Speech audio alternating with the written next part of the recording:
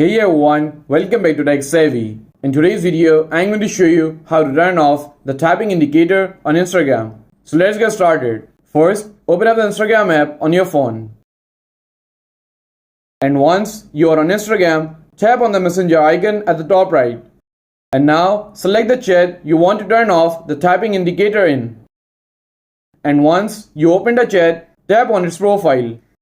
And here you will see option that says privacy and safety. Tap on it. And here you will see the option of tapping indicator. If you want to turn off the tapping indicator in this specific chat, simply toggle this off. And that's it. Now you know how to prevent the tapping indicator from showing on the specific chat.